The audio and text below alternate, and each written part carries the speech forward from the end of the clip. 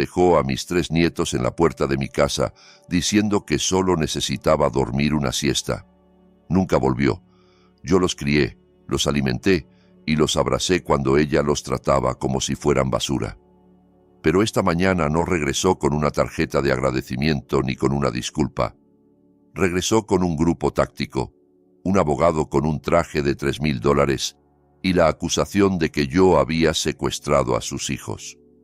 Creían que me tenían acorralado. Creían que yo era un viejo senil al que podían aplastar sin esfuerzo, pero no sabían nada del sobre color mostaza que llevaba años escondido bajo una tabla suelta del piso de mi habitación. Cuando estampé aquel papel amarillento sobre el estrado del juez, su expresión no fue de ira, fue de puro impacto. Me miró y susurró casi sin voz: ¿Los niños saben esto? Le sostuve la mirada y respondí: Todavía no, pero están a punto de saberlo. Y antes de contarte qué había dentro de ese sobre, por favor dale me gusta y suscríbete al canal. Dime en los comentarios desde dónde estás mirando. A este viejo le ayuda a saber que su historia está siendo escuchada. Eran las 6 de la mañana de un domingo, y lo único de lo que yo era culpable era de ponerle demasiada mantequilla a la sartén. Me llamo Guillermo Benítez. Todos me dicen Memo. Tengo 70 años y mis rodillas crujen como madera seca cuando cambia el clima, pero mis manos siguen firmes. Pasé 40 años en plataformas y campos petroleros, de esos trabajos que te enseñan 2 cosas: paciencia y cómo preparar un desayuno que te deje lleno de verdad. La cocina estaba en silencio salvo por el chisporroteo de la grasa del tocino y el zumbido bajo del refrigerador. Ese era mi momento favorito del día. En la otra habitación dormían mis 3 razones para seguir respirando. Leandro ya tenía 17, un muchacho grande, catcher del equipo de béisbol de la preparatoria y con un apetito que parecía no terminar nunca. Valeria tenía 15, la lengua afilada y la cabeza clara. Hablaba de estudiar derecho como si ya lo tuviera decidido. Y Mateo, mi Mateo tenía 13. Era apenas un bebé de 2 meses, envuelto en una toalla sucia, cuando su madre lo dejó aquí. Volteé los huevos a la mexicana, como le gustaban a Mateo, la yema suave, sin pasarse. Mientras cocinaba, hacía cuentas en mi cabeza. Mi pensión era de $3,200 al mes. Entre la hipoteca, los servicios y la despensa para 3 adolescentes que crecían a un ritmo cruel, casi siempre me quedaban unos $50. Había guardado esos 50 en una lata de café durante 6 meses para comprarle a Leandro un guante nuevo para los playoffs. No era una vida de lujo. No había viajes a Europa ni autos elegantes. Pero esta casa era cálida y estaba llena de amor. O al menos lo estaba hasta que la puerta principal explotó. Ni siquiera escuché que tocaran. Un segundo estaba estirando la mano hacia el salero y al siguiente un estruendo me sacudió los huesos, hizo caer fotos enmarcadas del pasillo y llenó la sala de astillas como metralla. Antes de poder apagar la estufa, mi cocina se llenó de hombres con cascos, chalecos y armas largas. Gritaban órdenes que rebotaban en el piso. ¡Policía! ¡Al suelo! ¡Manos donde pueda verlas! Ser viejo no significa ser lento. Mi primer instinto fue correr al pasillo, proteger las habitaciones, proteger a mis niños. Alcancé a dar un paso cuando una bota pesada me barrió las piernas. Caí con fuerza. La cara se me estrelló contra el azulejo frío, junto a una gota de grasa. Un dolor me atravesó el hombro malo, pero lo ignoré. «No los lastimen», grité desde el suelo con la voz áspera. «Hay niños en la casa, por favor, no les hagan nada». Una rodilla se me clavó en la espalda y unas esposas se cerraron sobre mis muñecas con un clic que todavía me retumba cuando lo recuerdo. El corazón me golpeaba las costillas como un pájaro atrapado. Los escuché despertar. Escuché el grito de Valeria. Escuché a Mateo llorar. «¡Suéltenlo!», rugió Leandro. Giré el cuello, tratando de ver. Mi muchacho había salido de su cuarto en camiseta y boxer, dispuesto a pelear contra un ejército por su abuelo. «¡Quédate atrás, Leandro!», le grité. ¡No te muevas, hijo! ¡Quédate atrás! 2 agentes lo sujetaron y lo estrellaron contra la pared. «Es un muchacho», supliqué. «Tiene 17. Por favor». Fue entonces cuando el mar de uniformes se abrió como si hicieran paso a alguien importante, y entró ella. 13 años habían pasado, pero yo reconocería su manera de caminar en cualquier parte. Verónica, mi hija. Solo que no era la Verónica que yo recordaba. La última vez que la vi pesaba poco, la piel gris por la droga y el alcohol barato, con un moretón en la mejilla de algún tipo con el que se estaba destruyendo esa semana. Había dejado a 3 bebés llorando en mi sala, dijo que iba por leche y desapareció. La mujer que ahora cruzaba mi cocina parecía salida de una revista. Abrigo color crema, cabello perfectamente arreglado, lentes oscuros caros. Se los quitó despacio para mostrar unos ojos maquillados con una precisión cruel. Se veía sana, se veía rica, y me miró con un asco que me heló la sangre. «Ahí está», chilló señalándome con un dedo de uñas impecables. «Ahí está el monstruo oficial. Ese es el hombre que me robó a mis bebés». Yo seguía en el piso, la mejilla contra el azulejo sin poder creerlo. ¿Robarlos? Yo no los robé, los rescaté. Los levanté de donde ella los dejó tirados. Verónica pasó sobre mis piernas como si yo fuera basura y corrió hacia el pasillo, donde los niños estaban juntos, aterrados. «¡Ay, mis amores!», gimoteó con una teatralidad de telenovela barata. «Mamá está aquí. Mamá por fin los encontró. Los ha buscado tanto tiempo». Vi a Mateo encogerse. Él no sabía quién era esa mujer. Era un bebé cuando ella se fue. Para él, era una extraña con perfume caro y caos en la piel. Pero a Verónica no le importó. Apretó a Mateo y a Valeria en un abrazo sofocante. «Aléjate de ellos», rugí, forcejeando con las esposas. La rodilla en mi espalda presionó más, sacándome el aire. «No tienes derecho, Verónica. Los abandonaste. Los dejaste con el pañal sucio 2 días. Te fuiste». Ella giró hacia mí y por un instante se le cayó la máscara. Sonrió con hielo puro, una sonrisa que decía, «Ya gané». Luego se volvió hacia el agente que tenía al lado y de inmediato le brotaron lágrimas perfectas. «¿Ve, oficial?», sollozó. «Está delirando, es violento. Nos tuvo prisioneros 13 años. Me dijo que si regresaba, los mataría. Yo he vivido con miedo todos los días». Mentiras. Todo era mentira. Pero para ellos yo era un viejo despeinado en una cocina revuelta y ella una madre elegante y devastada. «Guillermo Benítez», dijo el oficial, levantándome a tirones. «Queda detenido por 3 cargos de secuestro, interferencia de custodia y poner en peligro a menores. Tiene derecho a guardar silencio». Me arrastraron afuera. Mis vecinos estaban en pijama y bata mirando desde sus jardines como si fuera un espectáculo. Doña Leonor, con quien compartí verduras del huerto durante años, se tapó la boca horrorizada. Quise gritarles que era inocente, pero la vergüenza me ahogó.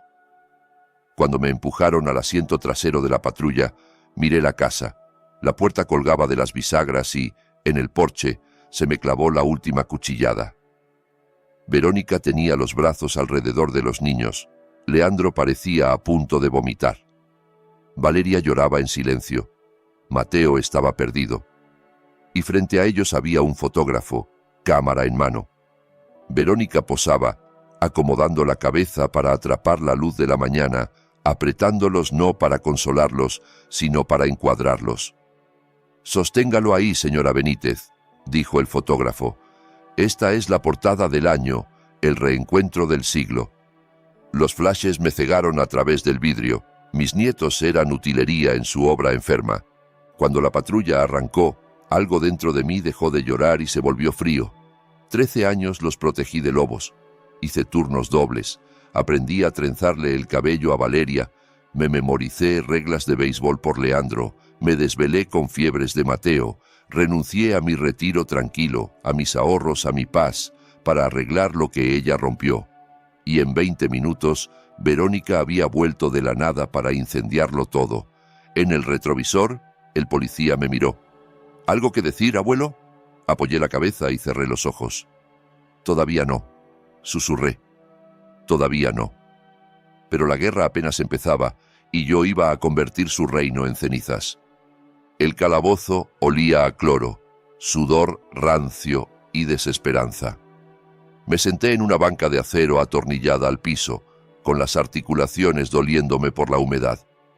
A mi alrededor había hombres de mirada dura, nudillos marcados y tatuajes que contaban decisiones malas.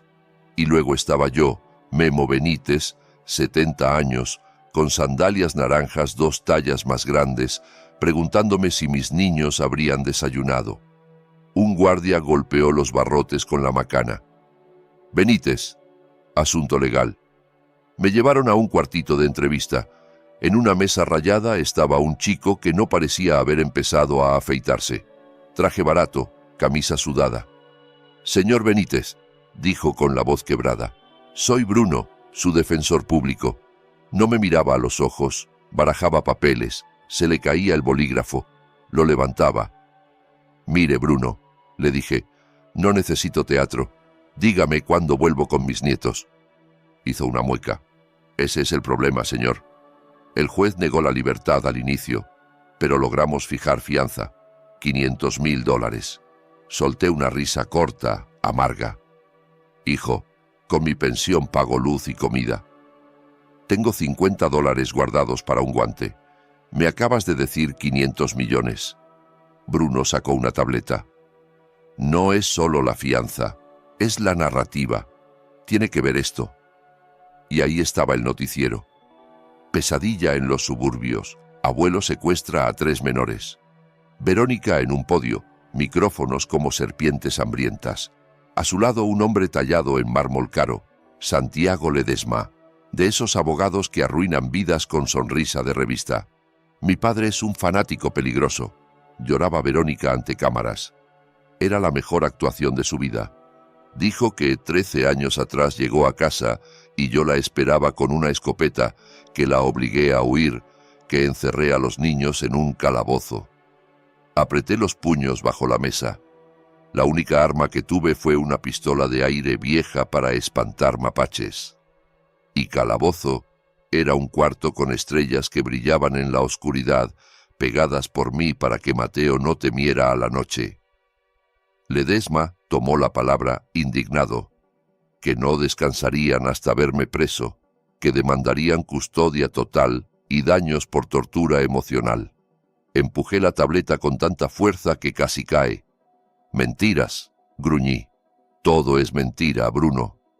Él tragó saliva, escéptico. Había visto a una mujer llorar en alta definición. La opinión pública ya lo condenó. Si tiene pruebas, testigos. Cerré los ojos y el recuerdo de aquel día me golpeó con polvo y desesperación. Yo no tenía una escopeta, tenía llaves.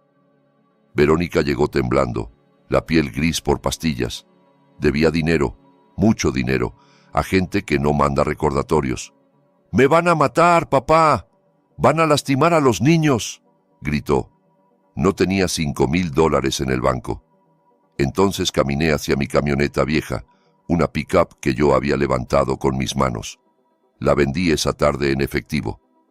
Regresé a pie bajo el sol y le entregué el fajo. «Tómalo. Paga. Límpiate. Sé madre». Ella lo arrebató sin gracias, sin mirar a los bebés. Solo corrió, y ahora estaba contando al mundo que yo la perseguí con un arma. «Señor Benítez», dijo Bruno, como desde lejos, «necesitamos un comunicado. Quizá alegar incapacidad por la edad». Me levanté. La silla rechinó. «No soy senil y no voy a declararme culpable de nada. Los salvé. Vendí mi camioneta para salvarle la vida y ella me vendió por un titular. Me metieron en una celda común con 20 o 30 hombres y una televisión protegida con plástico, en pantalla, cinta amarilla en mi casa, la puerta destruida, luego mi foto de ficha. Me veía desquiciado, pelo revuelto, ojos abiertos de shock. Un hombre enorme, cuello tatuado, me observó y luego miró la tele. El murmullo murió. Se puso de pie. «¡Ese eres tú, el secuestrador!», gruñó. Retrocedí hasta chocar con la pared. Levanté las manos, palmas abiertas. No es como dicen, es mentira. No escuchó. En la cárcel hay jerarquías, y quienes dañan niños están abajo del lodo. Los encerraste. Escupió. Se los robaste a su mamá. Se acercó. Los demás formaron un círculo tapando a los guardias. Vi la rabia en sus ojos, la misma que yo sentía hacia Verónica, solo que dirigida a mí. Me preparé. Tenía 70, rodillas malas, hombro malo, no iba a ganar. Su puño vino como un tren y me partió la mandíbula. Una luz blanca estalló en mi cabeza. Saboreé metal. Mi cráneo golpeó el concreto con un sonido de rama quebrándose. Me fui al suelo y lo último que vi fue el cintillo del noticiero. Madre se reencuentra con sus hijos, milagro en el norte. Luego, todo se apagó. Desperté en la enfermería con un dolor como taladro en la base del cráneo. El médico me dio 2 tabletas de paracetamol y un papel que decía que estaba apto. Bruno me esperaba afuera, más nervioso que antes. Consiguió un fiador, pero el precio era todo. Mi casa, el terreno que mi padre compró hace medio siglo. Si faltaba a una audiencia o violaba una condición, me quitaban el techo. Firmé con mano temblorosa. La casa era madera y ladrillo. Sin mis niños era solo aire encerrado. El taxi de regreso fue una humillación lenta. El conductor me miraba por el espejo. Mi cara estaba en todas las noticias. El abuelo secuestrador. Al dejarme, ni quiso el dinero. Escupió por la ventana y se fue. Me quedé en la banqueta mirando los escombros de mi vida. La cinta policial bailaba al viento como serpentinas enfermas. La puerta de roble, que yo había restaurado 3 veces, estaba partida, cerradura colgando. Crucé la cinta y empujé. El silencio me golpeó primero. 13 años esta casa fue música. Caricaturas, tenis sobre madera, Valeria practicando violín. Al inicio sonaba como gato agonizando. Risas de Mateo con sus chistes. Ahora solo el zumbido del refrigerador y mi respiración. La policía revolvió todo. Cojines abiertos, cajones tirados, cajas de cereal volcadas, bolitas secas por el piso. Pero el daño real no lo hicieron ellos. El pasillo estaba lleno de marcos torcidos, vacíos. Las fotos ya no estaban. Verónica las tomó o las destruyó. Quería borrar 13 años, fingir que yo nunca fui su padre. Entré al cuarto de los niños. Colchones volteados, ropa dispersa. Me senté en la cama de Mateo y mi bota golpeó algo duro. Metí la mano bajo la cama y saqué un chupón viejo, amarillento, con un osito. Mateo lo escondió cuando le dijimos que ya era grande. Lo sostuve y de pronto ya no estaba en una casa rota, sino en la entrada de mi casa 13 años atrás. Una noche húmeda que olía a lluvia y vodka barato. Verónica estaba junto a un auto oxidado, el motor temblando, humo negro. Un hombre con tatuajes en el cuello esperaba al volante, golpeando el volante con impaciencia. Verónica, flaca hasta los huesos, fumaba y sostenía una pañalera. Yo le rogué en mis botas de trabajo: no te vayas, tienes un bebé que necesita leche, tienes una niña y un niño chiquitos, te necesitan. Ella exhaló humo químico y amargo en mi cara. Ya me harté, papá, del llanto, de los pañales, de este pueblo. Quiero vivir, quiero ser libre. Sacó un llavero, me lo lanzó, me pegó en el pecho y cayó al polvo. Ahí tienes, son las llaves. Si las quieres tanto, quédate con ellas. Al cabo son puros monitos, puro estorbo. Eso les dijo a sus propios hijos. Monitos, estorbo. Recogí las llaves. Cuando levanté la vista, ya subía al auto. Si te vas ahora, no vuelvas, le grité. No vuelvas si no estás limpia. Se rió, aguda, salvaje. No te preocupes, viejo. No me vuelves a ver. Me voy a Las Vegas. El auto salió chillando y yo vi sus luces perderse. Luego escuché el llanto dentro. Era Mateo con hambre. Lo cargué y le prometí a un bebé que ni enfocaba la mirada, que jamás sería estorbo, que sería el centro del mundo. El recuerdo se deshizo y volví al presente con el chupón en la mano. Ella decía que yo la corrí con una escopeta, pero la verdad era que los tiró como basura porque le estorbaban para ser libre. Y ahora, como venían con un fideicomiso, de pronto recordó que era madre. Un golpe en el marco de la puerta me sacó del trance. Guardé el chupón en el bolsillo. Era el agente Molina, un policía local con quien a veces coincidía en el río. No podía mirarme a los ojos. Me extendió papeles. Lo siento, Memo. De verdad, pero tengo que notificarte. Era una orden de restricción temporal. 500 metros lejos de Leandro, Valeria y Mateo. Nada de contacto directo ni indirecto. Entregar cualquier arma. Ella está en el Gran Hotel Mirador, murmuró. Tiene seguridad privada. No te acerques. Si violas esto, te revocan la fianza y te pudres adentro. Cuando se fue, la casa se volvió tumba. Fui a la cocina. Debía comer, aunque el estómago se me retorcía. La leche ya estaba tibia. La tiré al fregadero. Me puse a limpiar porque era lo único que podía controlar. Barrí el cereal, junté vidrio, tallé huellas. A las 9 de la noche, yo seguía sentado mirando la pared, pensando si Valeria tendría su inhalador.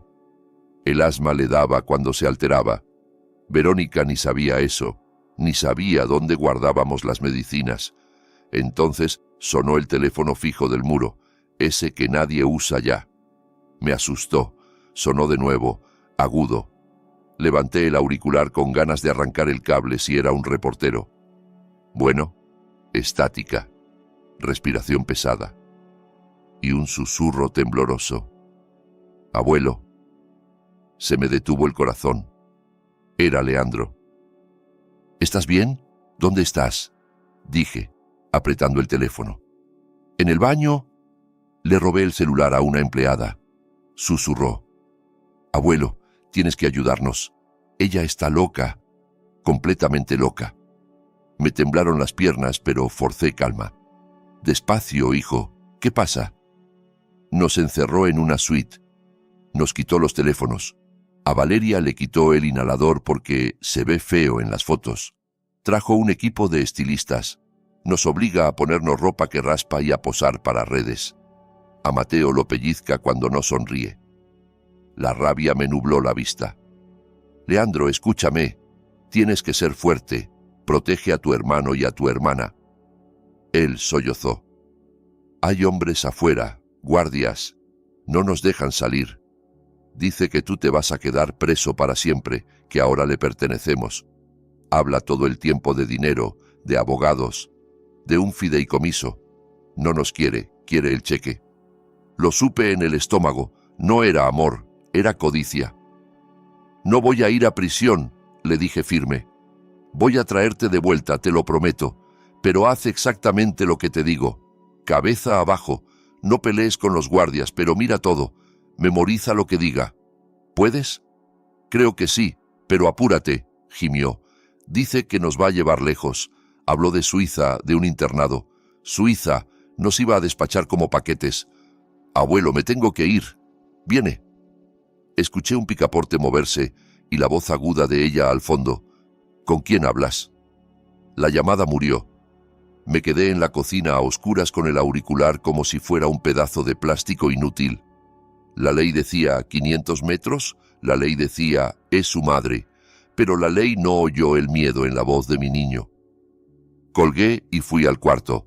Saqué una bolsa vieja. No iba a quedarme esperando una audiencia mientras ella los torturaba. Necesitaba ayuda y sabía a quién llamar. A un hombre con el que no hablaba desde hacía 20 años, alguien que me debía un favor de los días en que trabajábamos en el petróleo y éramos jóvenes y tontos. Basilio, al que todos apodaban el Vasco. Antes fue investigador privado, hasta que el alcohol lo venció. Si alguien podía rastrear de dónde salía el dinero de Verónica, era él. Agarré las llaves. El silencio ya no era opresión, era cuenta regresiva. Todavía no, Verónica, le susurré al aire. No has ganado. La misma noche supe que era peor. Leandro había alcanzado a decirme más antes de que cortaran la línea.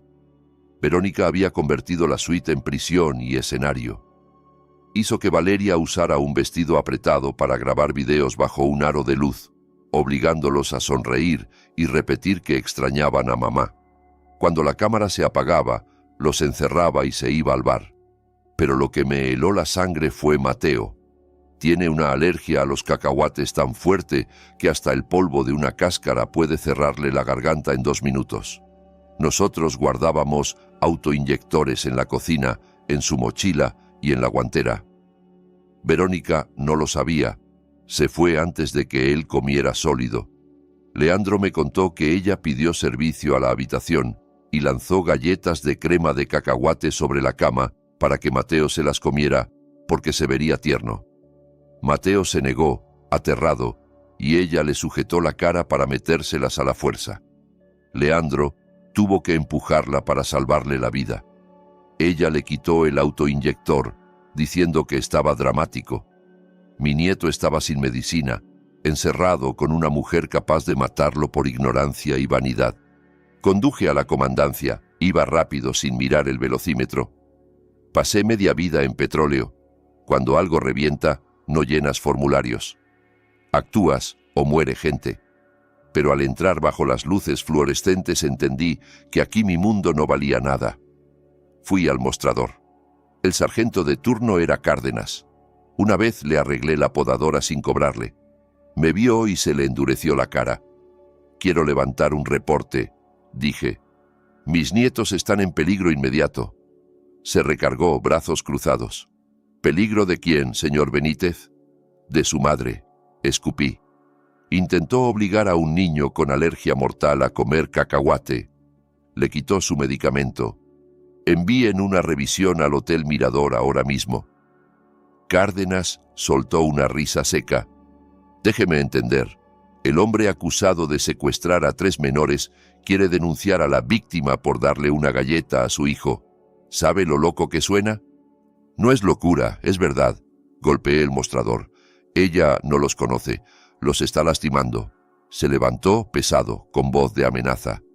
«Está libre de milagro. Usted es el sospechoso. Ella es la madre. Si quiere darle una galleta, se la da.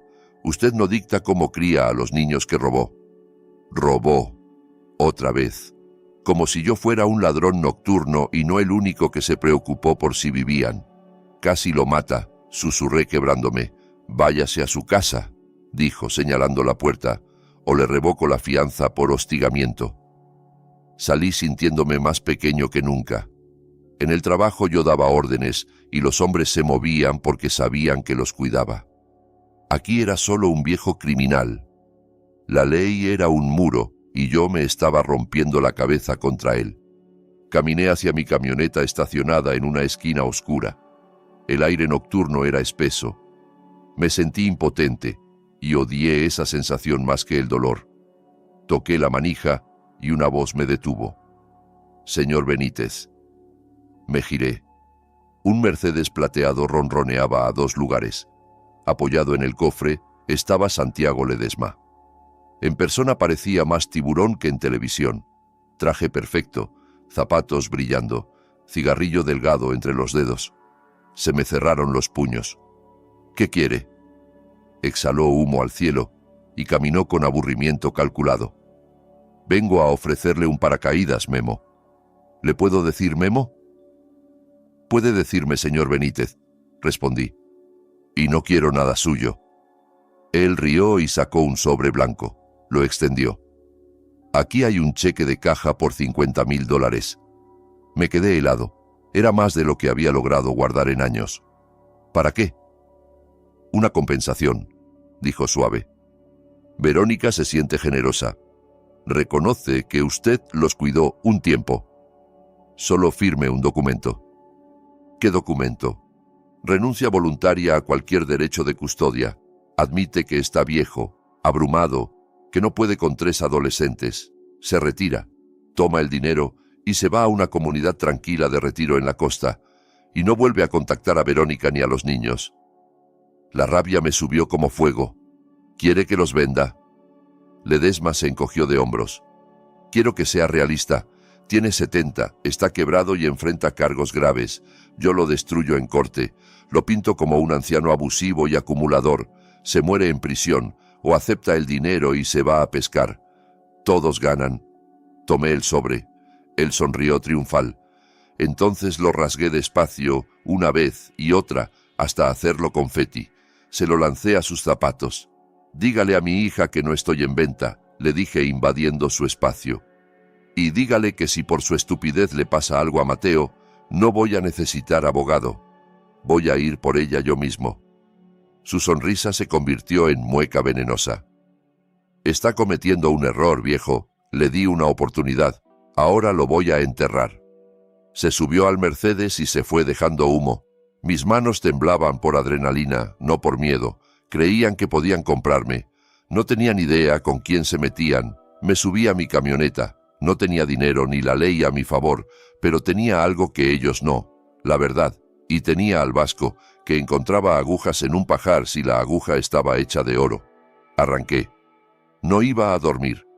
Iba a descubrir de dónde salió el dinero que permitió a Verónica pagar a Ledesma y por qué necesitaba a mis nietos con tanta urgencia que intentó sobornarme para callar.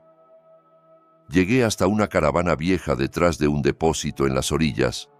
Un foco amarillo zumbaba sobre la puerta, atrayendo polillas enormes. Ahí vivía el vasco. Habíamos coincidido en el Golfo cuando todavía nos creíamos invencibles. Toqué con fuerza. «Vasco, abre». «Soy Memo». Hubo un golpe adentro, maldiciones.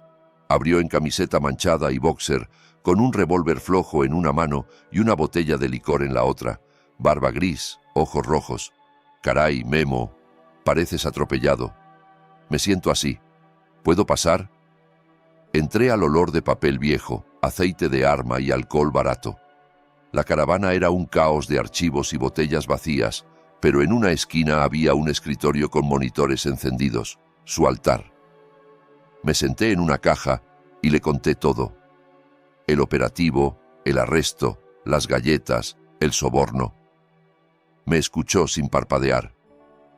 Cuando terminé, dejó el revólver sobre la mesa. «Así que volvió», murmuró con voz ronca. «Y está nadando en dinero. Ledesma no se levanta por menos de 10.000 de anticipo». «Tiene suite, guardaespaldas», dije. «¿De dónde sale?» El vasco se tronó los dedos. «Vamos a averiguarlo». Tecleó rápido. Para un borracho tenía manos de cirujano. Primero rastreó al viejo novio, un tal Tristán. En 5 minutos soltó. «Primer callejón sin salida. Tristán está muerto. Sobredosis hace 2 meses en un motel. Tenía $40 y una orden de captura». «Entonces no fue él». «No», asintió. «Pero mira esto. Verónica figura como contacto. Identificó el cuerpo y ni siquiera reclamó las cenizas. Dejó que el Estado lo enterrara. Suena a ella». El vasco siguió. «Nada de empleo por 10 años, nada a su nombre hasta hace 3 semanas. Y de pronto, tarjetas platino, cuentas abiertas en paraísos fiscales, una fachada llamada ABB Holdings». «¿De dónde salió el dinero inicial?», pregunté. El vasco entrecerró los ojos. «Transferencia grande. Vino de un despacho en Monterrey, Montemayor y Salinas. Abogados de herencias, de los que manejan fideicomisos para gente con dinero petrolero». Se me aceleró el pulso. Verónica no conocía a nadie así, a menos que sea por el padre, susurré. El vasco giró la silla.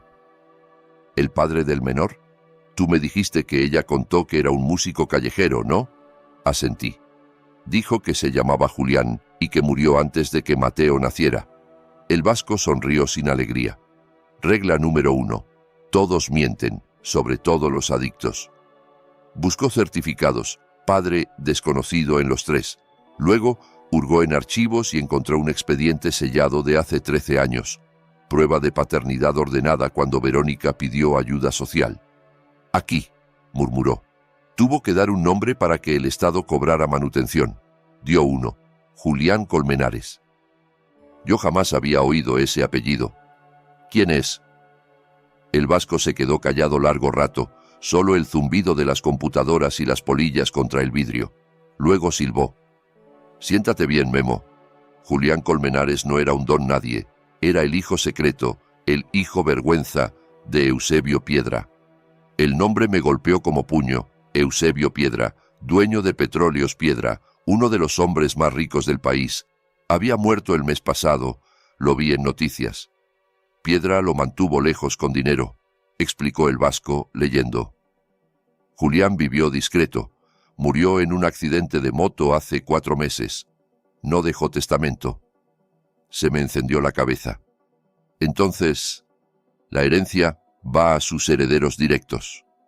El vasco asintió. Y como no tenía esposa ni padres vivos, va a sus hijos, Leandro, Valeria y Mateo. Abrió un archivo legal, el fideicomiso de Julián, valorado en $18.5 millones. Me mareé. Mis niños, con ropa heredada y cereal genérico, eran multimillonarios. Y aquí viene lo peor, dijo el vasco, golpeando la pantalla. El dinero está en fideicomiso hasta que cumplan 21, pero el tutor legal cobra una cuota de administración. 500.000 al año, más vivienda y acceso a los bienes en beneficio de los menores. Sentí bilis. No era amor, no era redención, era un salario. Ella necesita la custodia para abrir la bóveda, dije temblando de rabia. El vasco me dio una impresión. No solo custodia, necesita ser la única tutora. Por eso te acusó de secuestro. Si te vuelven un delincuente, no puedes pelear tutoría.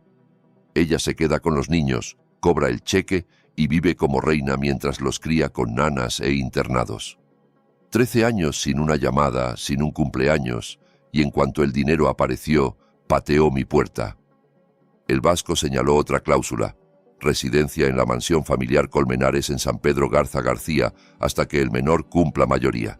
Y un dato que me clavó: la audiencia para nombrar tutor permanente y liberar los fondos sería el próximo martes, 6 días.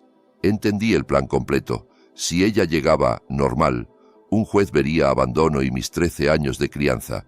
Yo podría ganar tutoría o al menos compartirla, y eso significaría controlar el fideicomiso para proteger a los niños.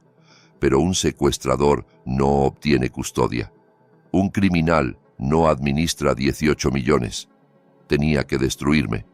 Por eso el grupo táctico, la historia del arma, el calabozo, necesitaba que yo fuera monstruo para ella ser salvadora. Si yo estaba preso el martes, ella entraba sola, sin oposición, y se llevaba las llaves del dinero.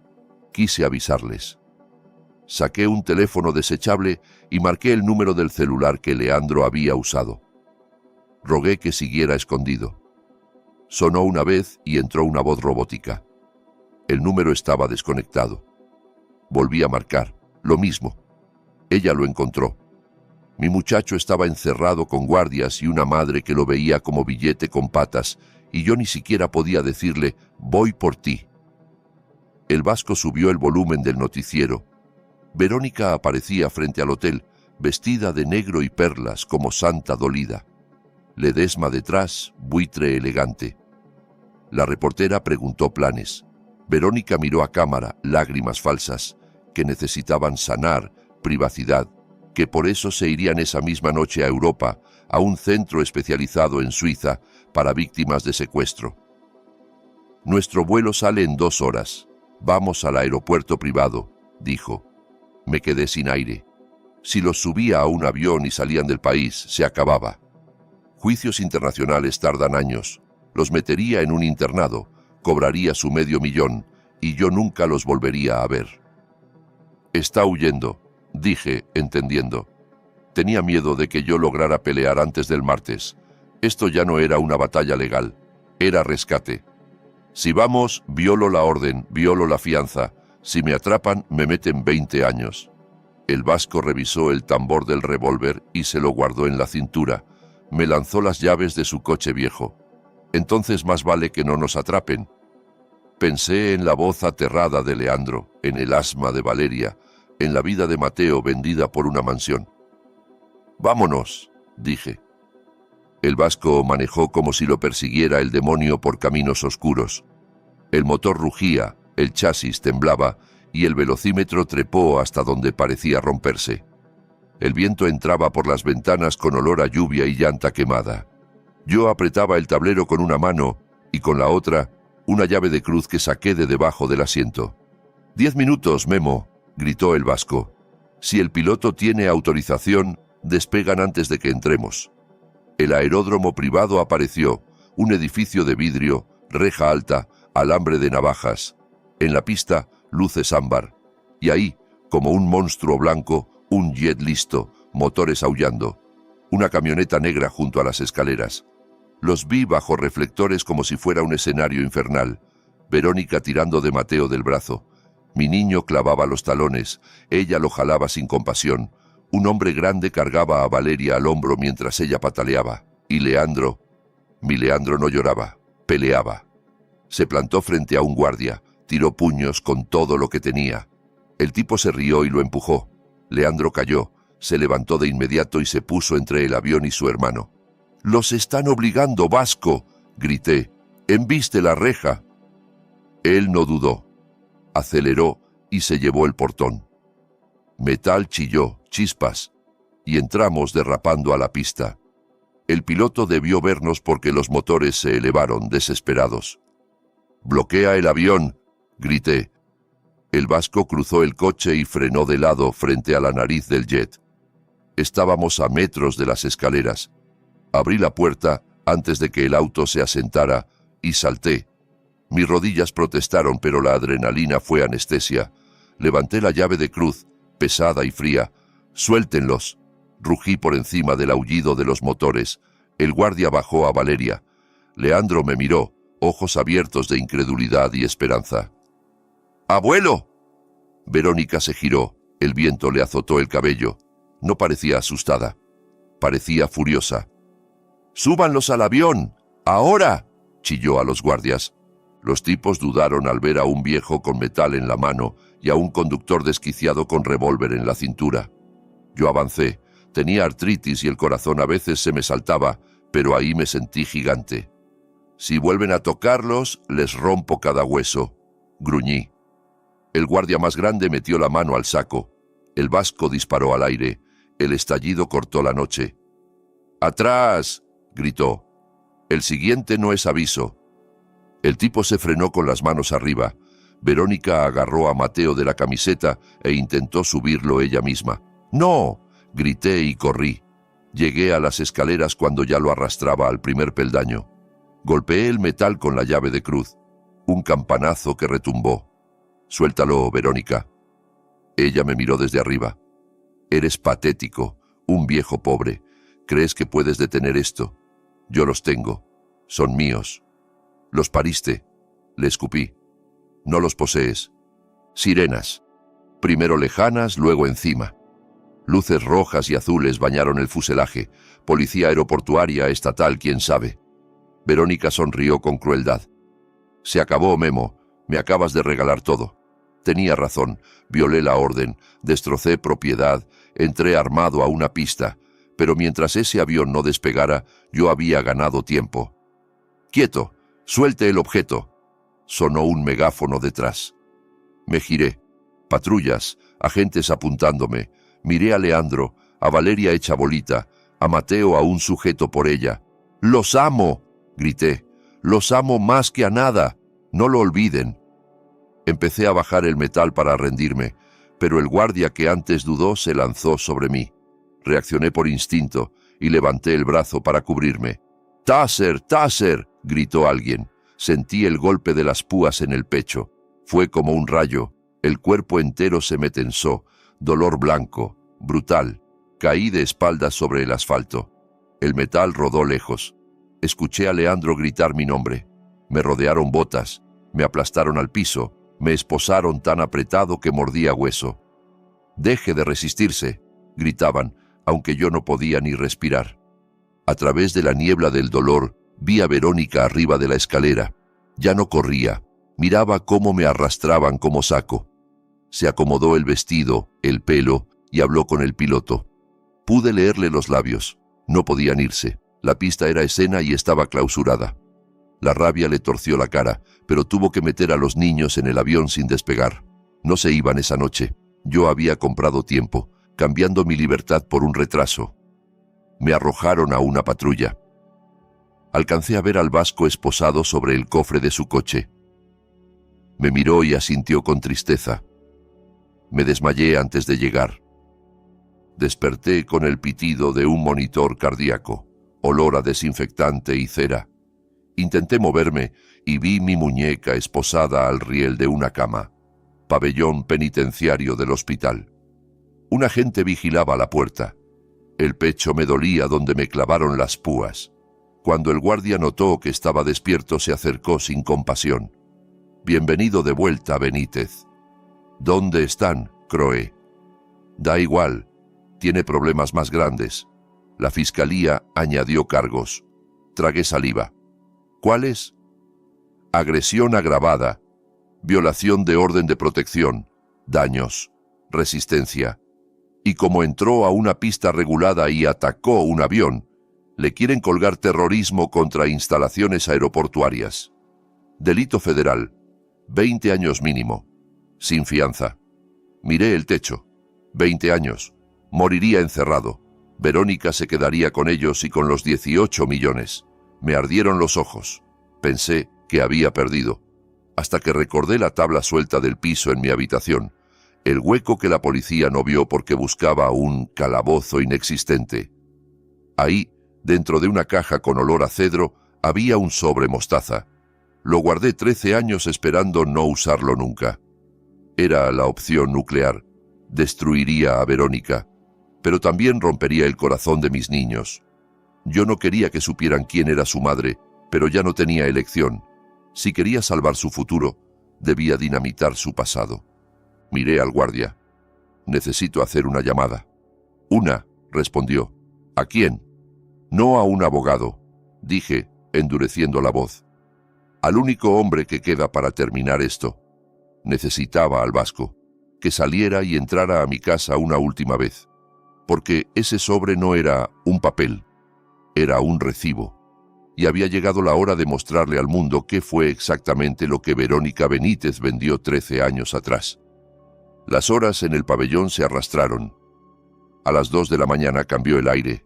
El guardia joven fue reemplazado por uno de cuello grueso, mirada sin parpadeos. Miró su reloj y salió, dejando la puerta entornada. Mis instintos gritaron. De la oscuridad del pasillo se desprendió una sombra y entró un hombre con uniforme quirúrgico, pero demasiado ancho de hombros. Cubrebocas, guantes azules, se movía como depredador. Se acercó a mi suero y sacó una jeringa con líquido transparente. «¿Quién te manda?», raspé. Se congeló y me clavó los ojos muertos. «Duérmete, viejo, es mejor así. Fallo cardíaco, muy común a tu edad». Metió la mano hacia el puerto de inyección. No pensé, reaccioné. Mi brazo izquierdo estaba encadenado, pero mi pierna derecha libre bajo la sábana. Esperé a que se inclinara y pateé con toda mi rabia vieja. Mi talón le dio en la rodilla. Sonó un crujido asqueroso. Aulló y cayó. La jeringa se hizo pedazos. «¡Ayuda!», rugí, sacudiendo la cadena. El tipo se incorporó cojeando y huyó justo cuando enfermeras corrían. Sobreviví, pero supe algo. La guerra escaló. Ledesma estaba asustado de que yo tuviera algo, y si intentaban matarme allí, que Dios ayudara al vasco. A 5 millas, bajo cielo sin luna, el vasco peleaba su propia guerra. Dejó una bicicleta prestada en el monte detrás de mi terreno. La casa, rodeada de cinta, parecía abandonada, pero él sintió el silencio. Ni grillos. Eso significa depredadores. Se coló por una ventana del lavadero con una navaja. Caminó como fantasma sobre el piso, esquivando el desastre del operativo. En el pasillo, una tabla crujió. Clic. Un haz de luz táctica lo cegó, luego otro y otro, 3 luces desde la sala. «Tenemos visita», dijo una voz profunda. No era policía, era mercenario. El licenciado Ledesma dijo que la rata quizá volvería por su queso. El vasco no se congeló, se dejó caer. Un taser silbó donde habría estado su pecho y se clavó en la pared. Rodó a la puerta de un cuarto. «Agárrenlo, y que parezca accidente», ordenó la voz, que se tropezó varias veces. El vasco, 65 años, alimentado por alcohol y lealtad, contra profesionales jóvenes, sin pistola. Se la habían quitado. Solo manos y lo que encontrara. Tomó una lámpara pesada de base de bronce. Esperó. El primer hombre asomó y el vasco descargó la lámpara en su cráneo. Cayó sin sonido. Uno menos. El vasco cargó al pasillo y embistió al segundo, estrellándolo contra el muro. El otro golpeó con macana en su hombro. El vasco gritó, pero se pegó como perro. Le metió 2 cabezazos y le reventó la nariz en una salpicadura. El tercero, líder, lo pateó en las costillas y lo mandó volando. Un botín lo aplastó al suelo. «¿Dónde está?», exigió, presionando. «Registramos paredes, ático. ¿Dónde escondió el viejo la palanca?». El vasco, sangrando del ojo, sonrió rojo. «Revisaste paredes, pero no revisaste el piso». Le torció el tobillo con un movimiento sucio, de cantina. El líder cayó. El vasco gateó hasta mi habitación, apartó la alfombra, levantó la tabla suelta con uñas ensangrentadas y sacó la caja. Entonces la puerta explotó y el líder entró con un cuchillo cerrado. «Se acabó, viejo», siseó. El vasco miró la ventana, el salto al patio, abrazó la caja. «Todavía no», murmuró, y se lanzó. El vidrio estalló como diamantes, cayó sobre arbustos que frenaron y desgarraron, rodó al concreto con un alarido y vio una esquirla clavada en su pantorrilla. Pero tenía la caja. Oyó gritos arriba, una linterna barriendo el patio. «Bajen y termínenlo». El vasco se levantó a la fuerza, cojeando, dejando sangre. Saltó la cerca y cayó en el pasto del vecino mientras los mercenarios salían. Se quedó quieto, abrazando la caja como reliquia. Ellos pasaron corriendo a centímetros. El vasco esperó 1 hora, abrió apenas para comprobar el sobre, lo cerró y no fue al hospital. Sabía que lo vigilarían. Caminó 5 millas por el monte, sangrando a cada paso, para entregar el cargamento. Cuando lo vi al día siguiente en la sala de visitas, roto y magullado, no vi a un borracho. Vi a un soldado que acababa de cumplir la misión más importante de su vida. Y cuando sostuve ese sobre manchado de sangre, supe que, pasara lo que pasara en el tribunal, yo no estaba solo. El día del juicio amaneció gris y húmedo. No dormí. Pasé la noche con el sobre mostaza pegado a la piel bajo el uniforme. Me raspaba, pero ese rasguño me mantenía cuerdo. Me trasladaron en una camioneta sin ventanas. Las cadenas en los tobillos sonaban como campanas fúnebres. Al bajar, me golpeó el ruido. No era justicia, era circo. Cientos de personas tras vallas, reporteros gritando mi nombre, buscando una mueca que vendiera. Carteles de desconocidos. Protejan a los niños. Encierren lo monstruo. Ledesma había convertido la opinión pública en linchamiento. Entré con la cabeza baja. La sala estaba helada, enorme, madera oscura para hacerte sentir pequeño. El público lleno, hombro con hombro, vecinos de años evitando mi mirada, padres de compañeros de Leandro. Y ahí estaba Verónica, en la mesa de la parte acusadora, pero ya no era la mujer del abrigo caro. Ahora era madre sufrida, suéter gris grande, sin maquillaje, ojeras expuestas, cabello en un chongo descuidado, pañuelo en mano, una obra maestra de manipulación, Ledesma a su lado, seguro como cuchillo. Mi defensor público, Bruno, sudaba. Me susurró que Fiscalía iba por 20 años, que si mostraba arrepentimiento, quizá bajaban a 10. 10 años era morir antes de salir. «No», le dije, «no acepto nada». El juez, el señor Paredes, entró con cara de piedra. Miró sobre los lentes y en sus ojos yo ya era culpable. El juicio fue carnicería. Ledesma no presentó un caso, montó un show. Me pintó como viejo amargado que robó niños para llenar vacío. Habló de calabozo y tortura psicológica y llamó a su testigo estrella. Yo esperaba a un policía. No esperaba a Teodoro Guzmán, mi vecino 2 casas más abajo. El mismo al que ayudé a levantar la barda tras un huracán, con quien compartí cervezas en mi porche. Subió al estrado sin mirarme. «Señor Guzmán», dijo Ledesma, caminando frente al jurado. Cuéntenos qué escuchó durante años en la casa Benítez. Guzmán tragó saliva, miró a Verónica, que le dio un asentimiento pequeño. Gritos, muchos gritos de noche. Escuché a los niños suplicando que los dejaran salir. Escuché al señor Benítez, golpeándolos. Un jadeo recorrió la sala. Sentí un puñetazo en el estómago. Era mentira. En mi casa los únicos gritos eran por un partido en la televisión o por niños jugando. Mentiroso, susurré.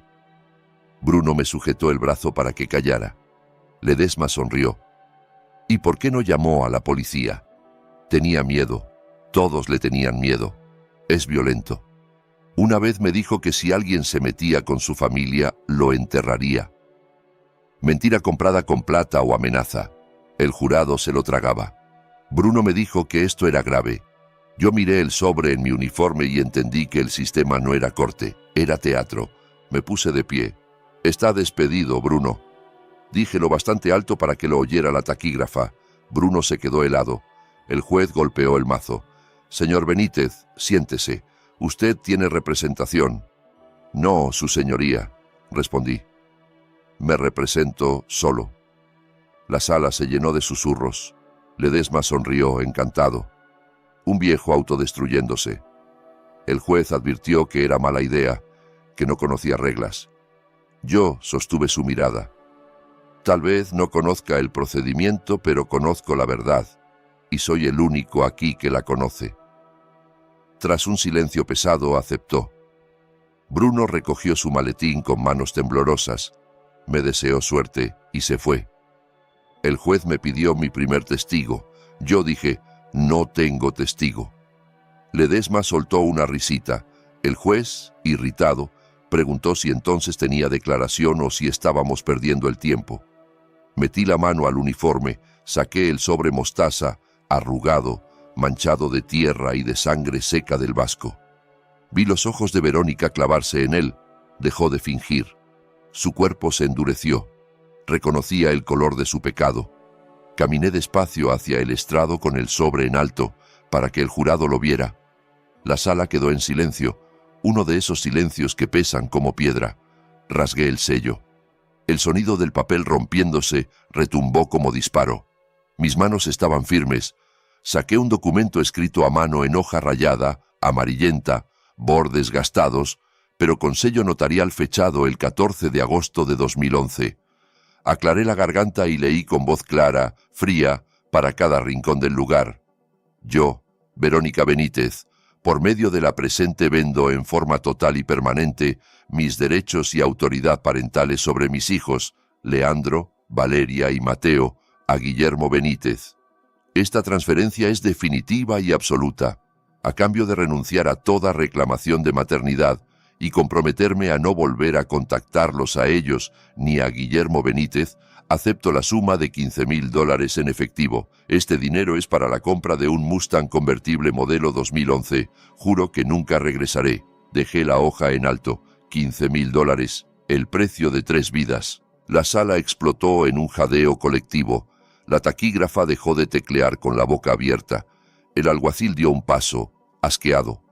Pero yo no había terminado. Saqué una fotografía sujeta detrás del papel.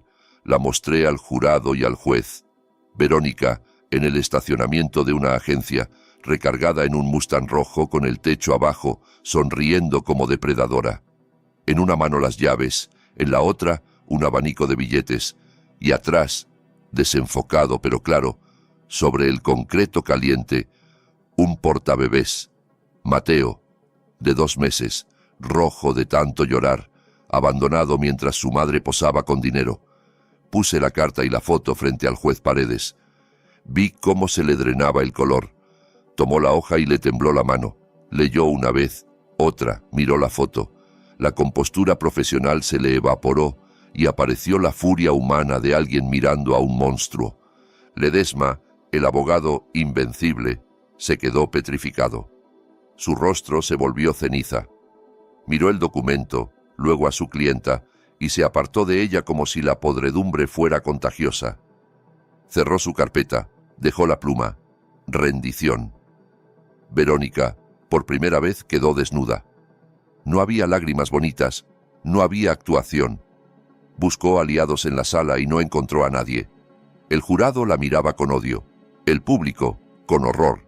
El juez respiraba fuerte intentando contenerse y cuando habló, su voz fue baja, peligrosa. Señora Benítez, en 20 años en este estrado creí haber visto todo, pero esto, usted vendió a sus hijos, no los dio en adopción, no pidió ayuda, los vendió por un auto, levantó la foto y dejó a su bebé en el pavimento en pleno verano para tomarse una foto con dinero. Verónica se puso de pie con pánico. «Eso no es real», chilló. «Es falso, lo inventó». El juez golpeó el mazo como trueno. «El sello notarial es auténtico. La letra coincide con todo lo que usted firmó este mes. No me insulte». Verónica se derrumbó llorando feo, pero Ledesma aún intentó salvar el barco. Se levantó, voz teatral, que era irregular, que exigían peritaje, que yo tuve 13 años para falsificarlo. El juez iba a responder cuando las puertas del fondo se abrieron de golpe. La sala brincó. Me giré con cadenas sonando. Era Leandro. Llegó sudado, camisa rota, un zapato menos, ojos encendidos con un fuego que yo reconocí. Verónica chilló su nombre como orden. Leandro la ignoró y caminó por el pasillo central. El alguacil quiso frenarlo, pero yo rugí. «Déjenlo pasar. Es mi nieto». El juez levantó una mano. «Dejen hablar al muchacho». Leandro llegó a mi lado, más alto que yo. Me apretó el hombro. «Perdón por llegar tarde, abuelo. Tuve que salir por la ventana del baño del hotel. El guardia era rápido, pero yo fui más». Luego miró al juez. «Todo lo que mi abuelo dijo es verdad. Ella miente. No nos quiere. Quiere el dinero». Ledesma protestó. «Menor bajo coacción. Lavado de cerebro». Leandro metió la mano al bolsillo y sacó un teléfono negro barato, de esos de tapa. Era el que yo le había dejado escondido. Ella encontró un señuelo. «No estoy lavado», dijo, levantándolo como prueba. «Y tengo evidencia». Lo abrió, apretó un botón y acercó el altavoz al micrófono. Sonaba con estática, pero la voz era inconfundible. Verónica, sin llanto, sin dulzura, pura aspereza. «Entonces, ¿cuándo me dan el dinero?», exigía. Una voz de hombre respondía. «En cuanto firmemos la tutoría el martes». Verónica. «Bien, porque no aguanto otro día con estos mocosos. El grande me mira como si quisiera matarme, y el chiquito no deja de quejarse. Es patético». El hombre. «Aguanta, 18 millones. Mantén los ojos en el premio». Verónica. «Ya sé. En cuanto caiga el cheque, les compro 3 boletos a ese internado en Suiza, el más barato, pero lejos. Que se pudran allá». El hombre preguntó por mí. Y Verónica se rió, seca, helada. «No te preocupes. Ledesma dice que se va 20 años. Está viejo, se muere adentro. Yo voy a brindar en París mientras sus nietos se pudren en los Alpes. Es un viejo idiota que debió morirse hace años». Leandro apagó la grabación y el silencio fue absoluto, más pesado que todo lo anterior. El jurado estaba horrorizado. El juez ya no estaba sorprendido, estaba furioso. Verónica, al fin sin máscara, lanzó un grito animal y se abalanzó no contra mí, sino contra Leandro, con uñas buscando su cara. «¡Dámelo! ¡Te pertenezco!», chilló. Leandro retrocedió, sosteniendo el teléfono fuera de su alcance. Yo me interpuse, pero no hizo falta. «¡Alguaciles!», tronó el juez. 3 agentes la derribaron y la esposaron. Ella pateaba, mordía, escupía, gritaba obscenidades. «¡Soy la madre! ¡Son míos!». Ledesma vio el desastre y quiso escapar. Cerró el maletín, juntó papeles, dio pasos hacia la salida. «Señor Ledesma», dijo el juez con voz calmada que daba miedo. El abogado se congeló. «Usted presentó un testigo que sabía que estaba mintiendo. Facilitó un fraude. Fue cómplice de una conspiración para arrebatarle a un hombre su libertad y su familia por dinero». Miró a los agentes. «Llévense a la señora Benítez. Cargos por perjurio, fraude, abandono, agresión y conspiración». Verónica volteó hacia mí, rabia pura. Te odio, ojalá te mueras. Y por primera vez en 13 años no sentí ira, solo pena. Lo sé, le dije bajo. Y por eso perdiste.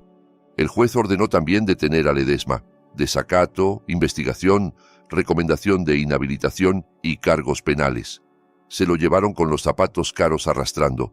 La sala era caos, reporteros gritando, pero en medio de todo había una calma imposible. Leandro me miró las cadenas. ¿Ganamos, abuelo?, preguntó, con la voz temblándole ahora que la adrenalina bajaba. Vi al juez indicar que me quitaran los grilletes. Vi el espacio vacío donde estuvieron los monstruos. Sí, hijo, respondí, abrazándolo con fuerza. Sí, ganamos. El juez golpeó el mazo por última vez. Caso desestimado de manera definitiva. Señor Benítez, es libre. Y en cuanto a la custodia de los menores, creo que están exactamente donde deben estar. Salí del tribunal no como acusado, sino como abuelo. Leandro iba a mi lado y todavía faltaba lo más importante: recuperar a Valeria y a Mateo. Fuimos directo al hotel. Los guardias intentaron detenernos, pero esa vez yo no llevaba una llave de cruz. Llevaba una orden firmada por un juez federal. En cuanto la vieron, se hicieron a un lado. Al abrir la puerta de la suite, Valeria y Mateo estaban en el sofá, encogidos, aterrados. Creían que su madre volvería a arrastrarlos a Suiza. Cuando vieron a Leandro a salvo, soltaron un sollozo que me rompió y me recompuso al mismo tiempo. Mateo se me estrelló en el cuerpo y enterró la cara en mi vientre. Valeria se me aferró al brazo como si se hundiera en el mar. Los abracé y prometí que nadie volvería a llevárselos. Los meses siguientes fueron un torbellino de papeles. El dinero, 18.5 millones, parecía irreal, como cifra fantasma. Era suyo, viniera de un padre desconocido y de una madre que los vendió. Fui al despacho que administraba el fideicomiso, el mismo que había estado listo para ayudar a Verónica a saquearlo. Entré con mi mejor camisa de franela y botas de trabajo. Me miraron por encima del hombro hasta que puse la tutoría sobre la mesa. Los despedí a todos, administradores, abogados, contadores que miraron a otro lado. Trasladé el fideicomiso a una firma conservadora, de ética de hierro, y lo blindé para que ni yo pudiera tocar el capital. Ese dinero sería para universidad, primeras casas, futuro. Cobré la cuota de administración que la corte autorizó, sí, pero no para lujos, para reparar lo roto. 6 meses después, me paré en la entrada de mi vieja casa. Un letrero de «Se vende» se balanceaba con el viento. Dolía despedirse. Ahí crié a mi hija y luego a sus hijos. Ahí hubo risas, lágrimas y también la puerta destruida, la cinta amarilla, los fantasmas. Era hora de soltar. La vendí a una pareja joven empezando. Me llevé lo que quedó y una parte de la cuota y compré un sueño que tuve desde los 20, un motorhome grande, de esos que parecen casa rodante de lujo, con camas reales, cocina completa y espacio para vivir juntos sin apretarnos. Salimos un martes por la mañana. No miramos atrás. Manejamos hacia el oeste, vimos llanuras volverse cerros y luego desierto rojo. Cantamos con la radio, comimos en fondas de carretera, nos reímos hasta doler. Por primera vez en 13 años no había sombra esperando en el camino. Ahora estoy sentado en una silla plegable al borde de la barranca del Cobre. El sol cae y pinta el cielo con naranjas y morados que parecen imposibles. El aire huele a pino y a leña. Frente a mí crepita una fogata. Leandro le enseña a Mateo a asar un malvavisco sin incendiarlo, aunque Mateo se empeña en dejarlo como carbón. Valeria lee envuelta en una manta, los pies sobre un tronco, en paz como no la veía desde que era pequeña. Y al mirarlos, yo no veo 18 millones. No veo fideicomisos ni juicios. Veo a mis niños.